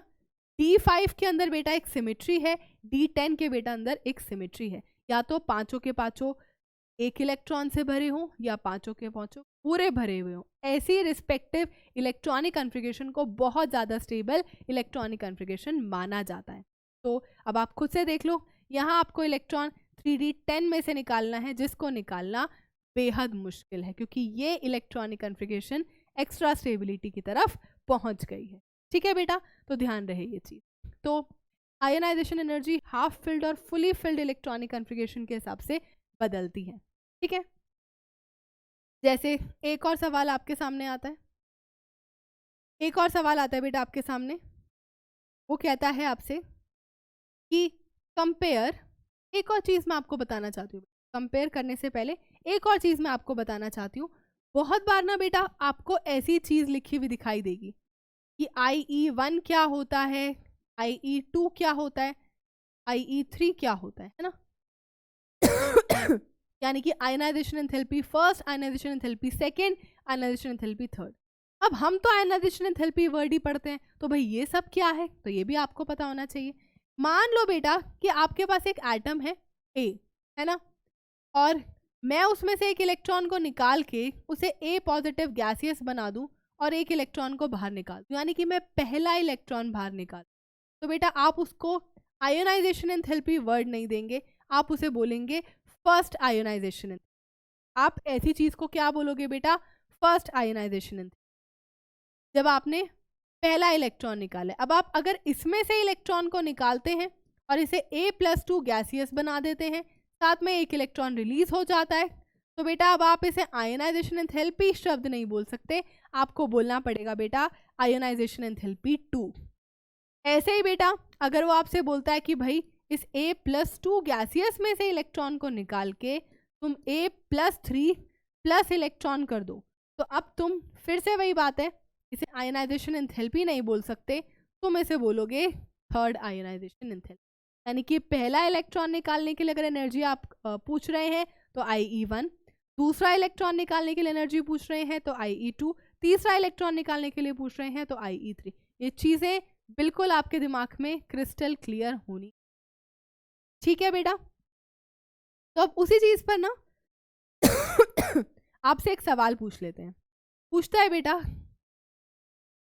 कि ये आपका होमवर्क क्वेश्चन है, ये बेटा आपका होमवर्क क्वेश्चन है कि third ionization enthalpy of manganese and iron compare करो। अब देखो, सबसे पहले लिखो बेटा मैंगनीज। मैंगनीज की इलेक्ट्रॉनिक कॉन्फ़िगरेशन क्या होती है?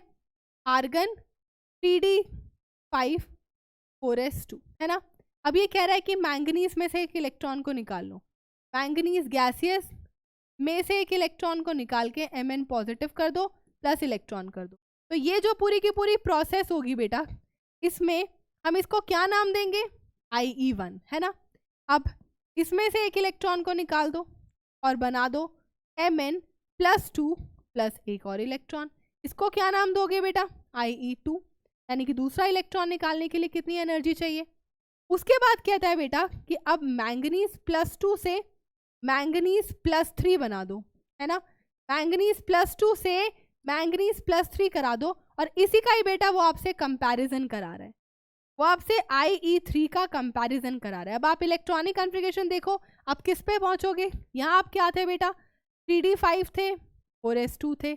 यहाँ आप क्या बन जाओगे? 3d5 4s1। यहाँ क्या थे बेटा? 3d5 4s1। यहाँ क्या बन जाओगे? 3d5। यानी कि अब वो आपसे कह रहा है कि 3d5 में से कंपैरिजन करना है अगली चीज। ठीक है बेटा, अगला कौन है आपके पास? आयरन है। आयरन के लिए भी सेम लिखो। Fe क्या है बेटा? गैसियस है। एक इलेक्ट्रॉन निकालोगे, क्या बन जाएगा? Fe पॉजिटिव गैसियस प्लस एक इलेक्ट्रॉन, इसे क्या बोला जाएगा? IE1। फिर बेटा Fe पॉजिटिव गैसियस में से एक इलेक्ट्रॉन निकालोगे, वो क्या बन जाएगा? Fe+2 गैसियस बन जाएगा। एक इलेक्ट्रॉन निकालने के बाद IE2 कहलाएगा ये, है ना बेटा। फिर आपका Fe+2 गैसियस से जाएगा Fe+3 गैसियस की तरफ with the one more electron removed. इन सबको हम जरा एक बार बॉक्स में लिख देते हैं। अब इस चीज का आपसे कंपैरिजन करवाया जा रहा है Fe3 का। इलेक्ट्रॉनिक कॉन्फ़िगरेशन भी बेटा सबकी साथ साथ में लिखो। ये आपके पास क्या होता है? ये आपके पास होता है 3d6 4s2, तो ये क्या हो जाएगा बेटा? 3d6 4s1। यहाँ क्या होगा बेटा? 3d6 4s1। यहाँ क्या हो जाएगा बेटा? 3d6। तो ये इलेक्ट्रॉनिक कॉन्फ़िगरेशन आ गई 3d6। तो तुमसे दोनों की थर्ड आयोनाइजेशन एंथैल्पी का कंपैरिजन करवाया जा रहा है, यानी कि इसका देखना है 3d5 और इसका देखना है 3d6। मुझे तुम अभी के अभी ये बता दो, तुम मुझे अभी के अभी बस इतना बता दो कि कौन ज्यादा स्टेबल हो। तुम्हें ये बात बहुत अच्छे से पता है कि रिमूवल ऑफ इलेक्ट्रॉन, तुम्हें ये बात बहुत अच्छे से पता है, removal of electron is hard from 3d5 as compared to बेटा 3d6, है ना। 3d5 has half filled extra stability. It has half filled extra stability. आपको अभी मैंने बताया है कि अगर आपके पास D5 इलेक्ट्रॉनिक कॉन्फ़िगरेशन होती है बेटा, अगर आपके पास D5 इलेक्ट्रॉनिक कॉन्फ़िगरेशन होती है या D10 इलेक्ट्रॉनिक कॉन्फ़िगरेशन होती है, वो बहुत स्टेबल होती है। तो मैंगनीज ने ये अचीव कर ली है इलेक्ट्रॉनिक कॉन्फ़िगरेशन 3d5, तो उसमें से इलेक्ट्रॉन को निकालना ज़्यादा मुश्किल है। तो ध्यान रहे IE3 मैंगनीज की ज़्यादा होगी एज कंपेयर टू आयरन की। ये बात किसी भी बच्चे के दिमाग में से नहीं निकलनी चाहिए। अगर वो IE3 पूछ रहा है तो तीसरा इलेक्ट्रॉन निकालना किसके लिए ज्यादा मुश्किल है? तीसरा इलेक्ट्रॉन निकालना किसके लिए ज्यादा मुश्किल है? तीसरा इलेक्ट्रॉन निकालना किसके लिए ज्यादा मुश्किल है? ये बात बेटा हर बच्चे के दिमाग में बिल्कुल सीधा बैठ जानी चाहिए। ध्यान रहे, बिल्कुल डिटेल में क्वेश्चन को समझाया है, क्योंकि बेटा ऐसे क्वेश्चन आते हैं तो एटलीस्ट एक क्वेश्चन तो मैम आपको पूरा डिटेल में समझा दिए, बाकी फिर आप अपना खुद भी कर सकते हो आराम से, है ना बेटा।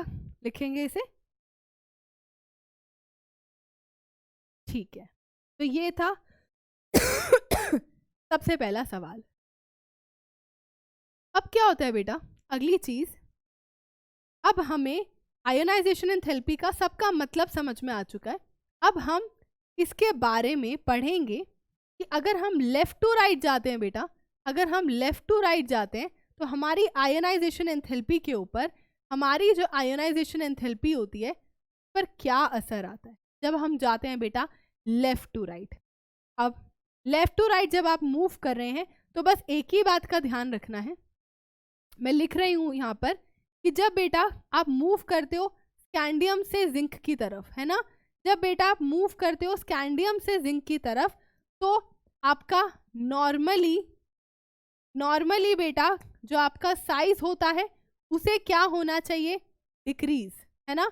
बट तुम ये बात जानते हैं, but decrease in size is not regular. ये हमने क्लास में आज सबसे पहले ही पढ़ा है कि तुमने देखा है बेटा कि साइज में डिक्रीज रेगुलर नहीं था, है ना।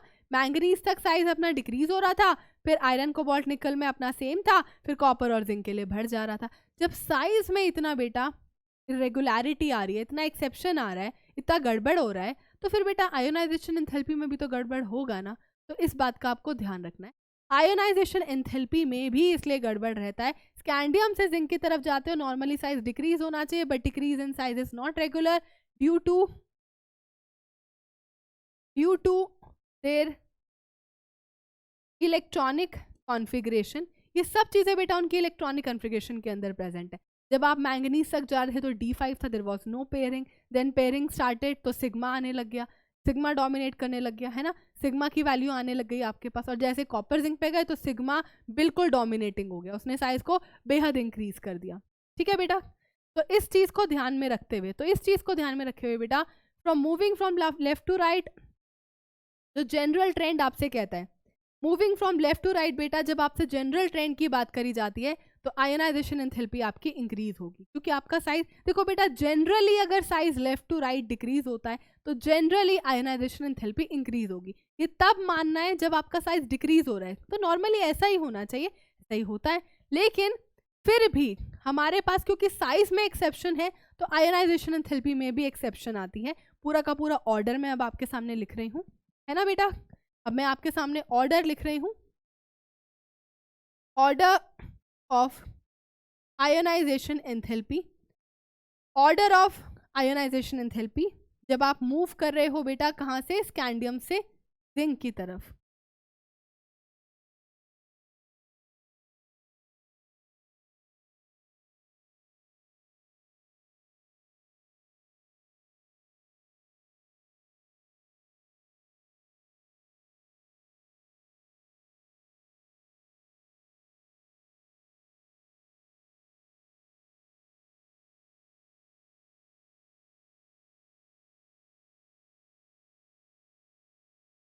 ये है बेटा आपके पास ऑर्डर आयोनाइजेशन एंथैल्पी का। और ये कौन सी आयोनाइजेशन एंथैल्पी है बेटा, पहली आयोनाइजेशन एंथैल्पी, यानी कि आपको जब पहला इलेक्ट्रॉन निकालना है तो उसमें क्या आपका ऑर्डर रहना चाहिए, ये वो है। अब तुम जानते हो बेटा लेफ्ट टू राइट साइज में इतना ज्यादा गड़बड़ है तो आयोनाइजेशन एंथैल्पी में भी गड़बड़ रहता है। साइज में गड़बड़ रहता है इसीलिए आयोनाइजेशन एंथैल्पी में आपका गड़बड़ आता है। साइज में गड़बड़ होने का भी वही है, शील्डिंग अफेक्ट है, इलेक्ट्रॉनिक कॉन्फ़िगरेशन पे डिपेंड करता है। तो बेटा आयोनाइजेशन एंथैल्पी में भी ये इरेगुलरिटी का रीजन वही होगा। सब कुछ पॉइंट वाइज लिखा है। This is irregular. There is irregularity in ionization enthalpy of the 3D series due to the irregularity in the electronic configuration. Ionization enthalpy can also be compared from the half-filled and extra fully filled extra stability. मैं तुम्हें पहले ही समझा चुकी हूँ। अभी मैंने तुम्हें manganese iron का सवाल कराया, कॉपर का सवाल कराया कि एक्स्ट्रा स्टेबिलिटी हाफ फिल्ड और फुली फिल्ड की होती है, तो उस पर कैसा सवाल आ सकता है। या फिर तुमसे नॉर्मल 3D सीरीज के ऊपर लेफ्ट टू राइट का ऑर्डर पूछे आयोनाइजेशन एंथैल्पी 1 का, तो ये होगा। आयोनाइजेशन एंथैल्पी 2 का ऑर्डर नहीं पूछा जाता बेटा, आयोनाइजेशन एंथैल्पी 3 का ऑर्डर नहीं पूछा जाता, नॉर्मल 3D सीरीज में नहीं पूछा जाता, लेकिन आपसे इवन आपसे फर्स्ट का भी बोर्ड्स में नहीं पूछा जाता। आपको बस ये तीनों पॉइंट्स ही ध्यान में रखने होते हैं। अब इन तीनों पॉइंट्स को एनसीईआरटी ने इतना घुमा फिरा के इतना रायता फैला रखा है कि कोई मतलब नहीं है उस चीज़ का, ठीक है। तो आप सिर्फ और सिर्फ अपने पूरे के पूरे D&F ब्लॉक के लिए मैम के नोट्स को रेफर करेंगे, हर चीज़ वहीं से ही आपको करनी है। सारे क्वेश्चंस अटेम्प्ट करने हैं। उसके बाद जब ये चैप्टर खत्म हो जाएगा तब उसके बाद तुम अपनी एनसीईआरटी को सॉल्व कर सकते हो। बहुत से बच्चों का सवाल आता है कि मैम कितने टाइम में खत्म होगा।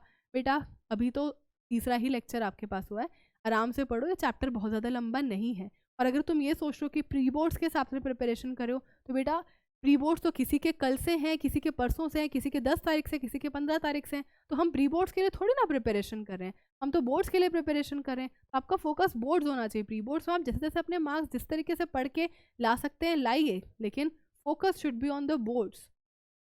ओके, चलो अब आगे चलते हैं। ये आयनाइजेशन एंथैल्पी फर्स्ट का ऑर्डर है, ठीक है बेटा। ओके मेरे प्यारे बच्चों, अब देखो बेटा ये चीज जानने के बाद आपसे पूछा जाता है बेटा कि highest ionization energy 3D series में किसकी होती है ना, लोवेस्ट किसकी होती है ना। Compare second ionization energy of copper and zinc. ये सब सवाल अब हम करते हैं। Highest ionization energy in 3D series, तो आपको पता है जाने फिर कोई क्यों निखट्टू, तो जिंक है। और आपसे अगर इस चीज़ का रीज़न पूछा जाता है तो रीज़न है बेटा क्योंकि जिंक की इलेक्ट्रॉनिक कॉन्फ़िगरेशन होती है आर्गन बेटा 3D10 4s2। ये बेटा इसकी इलेक्ट्रॉनिक कॉन्फ़िगरेशन होती है आर्गन 3D10 4s2। तो बेटा आपका डी सबशेल, बेटा आपका D subshell and 4s subshell, D subshell and बेटा 4s subshell are completely filled, are बेटा कंप्लीटली फुली फिल्ड। तो इन दोनों में से ये दोनों D10 और 4s बेहद स्टेबल हैं, फुली फिल्ड हैं। जब भी कोई फुली फिल्ड होता है या हाफ फिल्ड होता है उसमें से इलेक्ट्रॉन को निकालना बेहद मुश्किल होता है कि वो स्टेबल इलेक्ट्रॉनिक कॉन्फ़िगरेशन होती है, हम जानते हैं ये सब चीज़। तो D10 है स्टेबल है, 4s है कंप्लीटली फिल्ड है स्टेबल है। तो इसलिए बेटा इसमें से इलेक्ट्रॉन को निकालना बहुत मुश्किल होता है, इसलिए इसकी आयनाइजेशन एंथैल्पी बहुत ज़्यादा होती है। तो highest will be for the zinc. अब लोएस्ट किसकी होगी, जाने फिर कोई क्यों निखट्टू मन ते करे वी सब। अब तो मैं इसकी ट्रिक भी मैं तुम्हें बता देती हूँ कि तुमको ये सब कुछ याद रखने की कोई ज़रूरत नहीं है। तुम्हारे सामने ट्रिक है, तुम बस अपनी ट्रिक को ध्यान में रखो, है ना।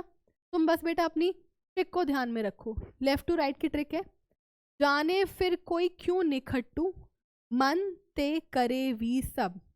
ये मैम की बनाई हुई ट्रिक है, बस तुम्हें फॉलो करनी है। जाने फिर कोई क्यों निखट्टू मन ते करे वी सब। तो ऐसे इसे याद रख लेना। सब मतलब क्या बेटा, कैंडियम। तो अब तुम इस क्वेश्चन का बड़े प्यार से आंसर कर सकते। कैंडियम बेटा सबसे कम होगा। अब मैंने तुम्हारे सामने इसका रीज़न नहीं लिखा है क्योंकि इसका रीज़न नहीं पूछा जाता, लेकिन हाईएस्ट किस चीज़ की है, जिंक की है। ये 100% पूछा जा सकता है। तो तुम्हारे नोट्स में तुम्हारे सामने जो चीज़ पूछी जाती है, जो मैम ब्लैक बोर्ड पर लिख रही है, वो आपको किसी भी कीमत पे मिस नहीं करनी है, वो आपको पता होनी चाहिए, 100% पता होनी चाहिए। अब कॉपर की और जिंक की सेकेंड आयनाइजेशन एंथैल्पी को कंपेयर करो। कॉपर की इलेक्ट्रॉनिक कॉन्फ़िगरेशन क्या होती है बेटा, आर्गन होती है, 3D10 होती है, 4s1 होती है। मुझे इसका सवाल का आंसर नहीं आता, ये तुम ही करोगे, तुम ही बताओगे क्या करना है। अब तुम्हें कॉपर +1 बनाना है ना। तो क्या हुआ, आर्गन हुआ, 3D10 हुआ, यानी कि तुम्हें इसका कंपैरिजन करना है जिंक से। जिंक क्या होता है बेटा, आर्गन होता है, 3D10 होता है बेटा, और क्या होता है बेटा 4s2 होता है।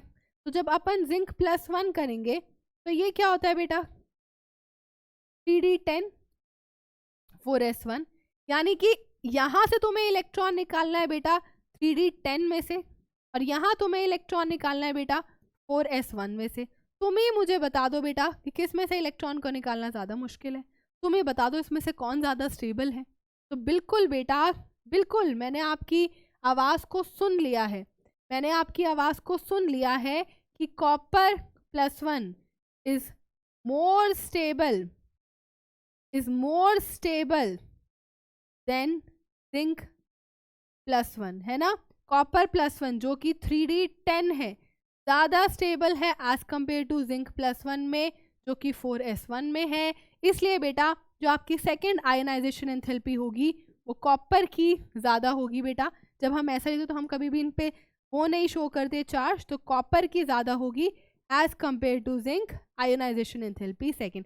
जब भी बेटा हम सेकेंड आयोनाइजेशन एंथैल्पी की बात कर रहे हैं तो हमेशा हम दूसरा इलेक्ट्रॉन निकालना चाहते हैं। जब हम आयोनाइजेशन एंथैल्पी थर्ड की बात कर रहे थे तो हम तीसरा इलेक्ट्रॉन निकालना चाहते थे। तो दोनों में से किस में तीसरा इलेक्ट्रॉन निकालना मुश्किल था, हम कंपैरिजन कर रहे थे।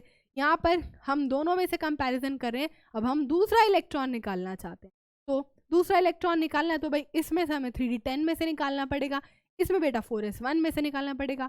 तुम बहुत अच्छे से जानते हो कि किस में से निकालना ज़्यादा मुश्किल है, बहुत अच्छे से जानते हो बेटा तुम इस बात को। करेक्ट करेक्ट बेटा करेक्ट। तो सवाल भी है बेटा, ये आपका होमवर्क का सवाल है, ये आपको खुद से करना है। रिटर्न फॉर्म में इसका आंसर जैसा होना चाहिए वो मैं आपको नेक्स्ट क्लास में खुद से लिख के दूंगी, एज आपके नोट्स में पहुंच जाएगा, बट आप खुद से ट्राई करेंगे इस चीज़ को लिखना। ऑल्दो मैं आपको आज ये चीज़ बता भी चुकी हूँ। अब आते हैं बेटा, यही आयनाइजेशन एंथैल्पी हमें डिस्कस करनी है बेटा टॉप टू बॉटम। अब ध्यान से सुनना है मैम की बातों को। जब तुम टॉप टू बॉटम जाते हो बेटा तो तुम्हारा साइज जो है वो 3D से 4D से 5D जब अपन जाते हैं तो किस तरीके से चेंज होता है ये तुम बहुत अच्छे से जानते हो।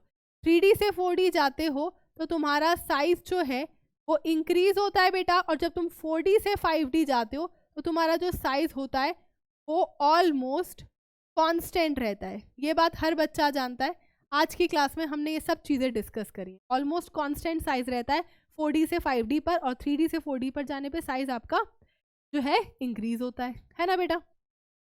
अब ध्यान से सुनना है, फिर से कुछ बातें रिपीट होंगी और ध्यान से आपको उन सभी बातों को सुनना है, ठीक है बेटा।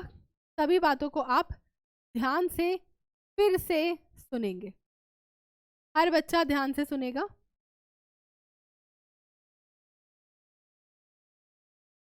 ये बेटा आपके पास कुछ इस तरीके से मैंने ग्रुप्स बनाए हैं। This is your scandium, this is your yttrium, this is your lanthanum, है ना। This is your hafnium, tantalum, tungsten, and this is your mercury. मेरी बात को बिल्कुल ध्यान से सुनना है। Scandium, titanium, vanadium, chromium, and this is your zinc. यारी जरा निभाना, मौत तक रुकावटें अगर पड़ जाए। अब ये बेटा तुमने पढ़ लिया है मैम के साथ। ये आपका पूरा ग्रुप 3 है, ये 4 है बेटा, ये 5 है, ये 6 है और ये 12। अब तो आपको ये सब कुछ बहुत अच्छे से याद हो जाना चाहिए, है ना। ये सब जो मैं ग्रुप बनाती हूँ, पीरियड्स बनाती हूँ, अब तो आपको बहुत अच्छे से ये सब आने चाहिए, करेक्ट। अब देखो बेटा, यहाँ पर आपके पास मैंने क्या बनाए थे, यहाँ पर मैंने आपके सामने बनाए थे 14 एलिमेंट्स, है ना। 14 एलिमेंट्स यहाँ पर होते हैं, कौन से होते हैं सब कुछ तुम्हें पता है। अब ये जो तुम्हारे पास रिस्पेक्टिव ग्रुप होता है, इस ग्रुप में तुम्हें पता है कि साइज को लेकर भी कोई एक्सेप्शन नहीं है। आज ही की क्लास में मैंने तुम्हें बताया है कि इस रिस्पेक्टिव ग्रुप का जो साइज का ऑर्डर होता है बेटा वो नॉर्मल होता है। स्कैंडियम सबसे छोटा, फिर अट्रियम और फिर लेंथेनम। होता है बेटा? बिल्कुल होता है मैम, बिल्कुल मैम। तो बेटा जब इसके साइज में कोई एक्सेप्शन नहीं है तो ध्यान रखना इसकी आयोनाइजेशन एंथैल्पी में भी कोई एक्सेप्शन नहीं रहेगा। सबसे ज़्यादा आयोनाइजेशन एंथैल्पी स्कैंडियम के लिए रहेगी, फिर अट्रियम के लिए रहेगी बेटा, और फिर किसके लिए रहेगी? लेंथेनम के लिए रहेगी। ये बात ध्यान रहे, ठीक है। ये हर बच्चे को ध्यान रहना चाहिए, इसमें कोई एक्सेप्शन नहीं है साइज में बेटा, तो आयोनाइजेशन एंथैल्पी में भी नहीं रहेगी। हम सिंपल अपना ऑर्डर फॉलो करेंगे कि हमारा आयोनाइजेशन एंथैल्पी साइज के साथ इन्वर्सली प्रोपोर्शनल हो। मैं और कुछ यहाँ पे कर ही नहीं रही हूँ, मैं सिर्फ इस चीज़ के बेसिस पर इन दोनों की दोनों चीज़ों का आंसर कर रही हूँ, साइज का भी बेटा और आयोनाइजेशन एंथैल्पी का भी। किसके लिए? ग्रुप नंबर 3 के लिए। ये सब चीज़ें हम किसके लिए देख रहे हैं? ग्रुप नंबर 3 के लिए देख रहे हैं। बिल्कुल दिमाग में बात सटीक जानी चाहिए। साइज में एक्सेप्शन नहीं तो आयोनाइजेशन एंथैल्पी में कोई एक्सेप्शन, ठीक है। Okay ma'am, perfect ma'am. अब क्या है बेटा, ध्यान देना। तुमने ये देखा था कि ये जो आपका रिस्पेक्टिव ग्रुप नंबर 4 है और ये जो आपका ग्रुप नंबर 12 है, हमने देखा था बेटा कि जो हमारा ग्रुप नंबर 4 से लेकर 12 होता है उसमें साइज क्या होता है बेटा? कांस्टेंट होता है। उसमें साइज क्या होता है बेटा, कांस्टेंट होता है ना। अब अगर तुम आयोनाइजेशन एंथैल्पी के ऑर्डर की बात करोगे ना बेटा, तो आयोनाइजेशन एंथैल्पी का ऑर्डर मैं तुम्हें बता देती हूँ कि 5D सीरीज का 4D सीरीज से ज़्यादा होता है बेटा। आयोनाइजेशन एंथैल्पी का जो ऑर्डर होता है वो 5D सीरीज का 4D सीरीज से ज़्यादा होता है ना। ये क्या हो रहा है, नॉर्मल ट्रेंड कहता है कि टॉप टू बॉटम साइज बढ़ना चाहिए, है ना। टॉप टू बॉटम हमारा साइज बढ़ना चाहिए, तो आयोनाइजेशन एंथैल्पी कम होनी चाहिए। तो यहाँ तो जो हम हमेशा से पढ़ते हुए आ रहे हैं बिना एक्सेप्शन की चीज़, तो वो चीज़ यहाँ पर तो बहुत अच्छे से फॉलो होती है ना। इवन वो चीज़ यहाँ पर भी फॉलो होती है। जब हम मूव करते हैं बेटा, जब हम मूव करते हैं 3D से 4D की तरफ, जब हम मूव करते हैं बेटा 3D से 4D की तरफ, तो साइज आपको पता है कि इंक्रीज होता है। तो बेटा यहाँ पर आयोनाइजेशन एंथैल्पी डिक्रीज होती है। आयोनाइजेशन एंथैल्पी का ऑर्डर 3D के लिए ज़्यादा रहता है as compare to 4D। Ionization enthalpy का ऑर्डर 3D के लिए ज़्यादा होता है बेटा as compare to 4D, as compare to बेटा 4D, है ना। तो तुमने इन नट शेल यहाँ से सबसे पहले एक ऑर्डर को निकाल लिया है। सबसे पहले अब तुम्हें एक ऑर्डर को ध्यान रखना है कि सबसे ज़्यादा 5D के लिए होती है बेटा, फिर 3D के लिए होती है और फिर 4D के लिए होती है। पहले मैं हमेशा तुम्हें पूरा का पूरा कॉन्सेप्ट जो है, जो रिजल्ट है वो लिखवाती हूँ, उसके बाद मैं तुम्हें रीज़न समझाती हूँ। 3D से 4D जा रहे हो, साइज बढ़ रहा है, आयोनाइजेशन एंथैल्पी कम होगी, सब कुछ सामने ब्लैक बोर्ड पे लिखा है।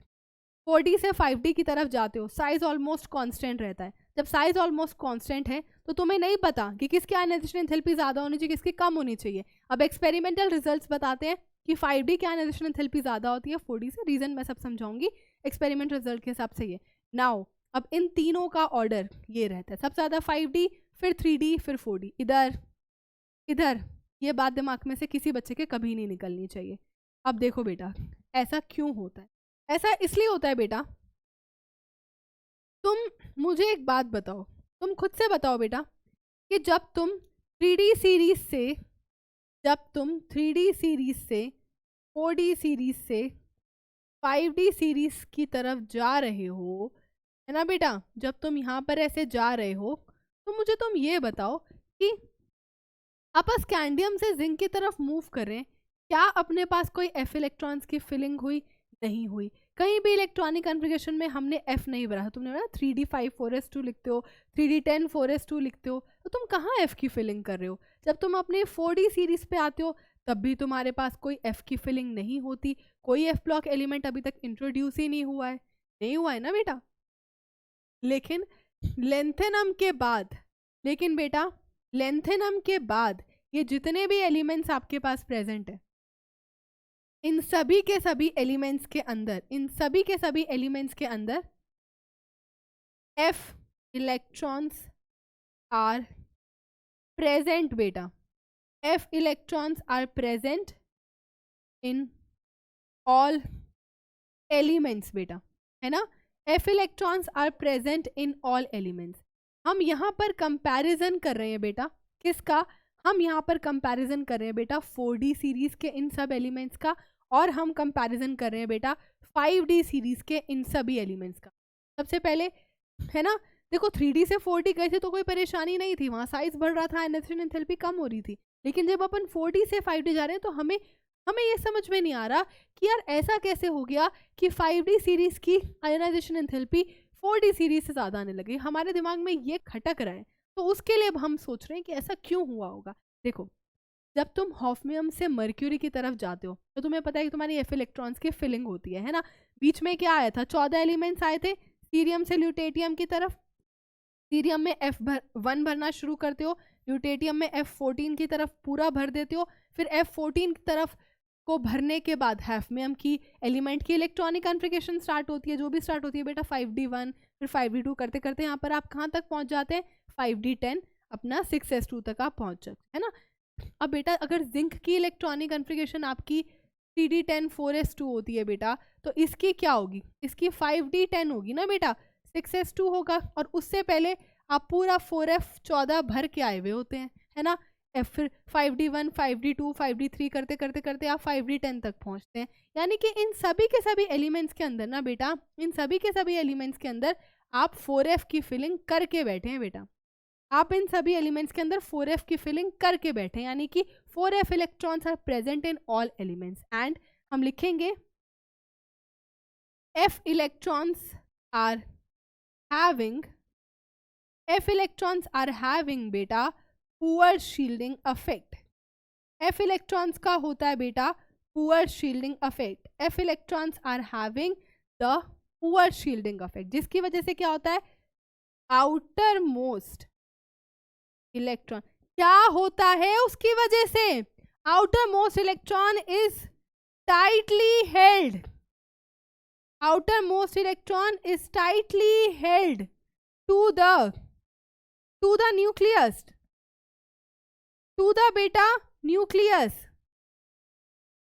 Removal of electron, ionization enthalpy increases। बेटा इन एलिमेंट्स में कोई आपने F इलेक्ट्रॉन भरा नहीं है, इसमें F इलेक्ट्रॉन्स की फिलिंग हुई है, और जैसे ही F इलेक्ट्रॉन्स की फिलिंग स्टार्ट होती है न्यूक्लियस और आउटर मोस्ट शेल के बीच में, तुमने सीरियम से ल्यूटेटियम की तरफ पूरा का पूरा फिल करने के बाद अब तुम किस में भर रहे हो, हॉफनियम में इलेक्ट्रॉन भर रहे हो, टेंटलम में भर रहे हो।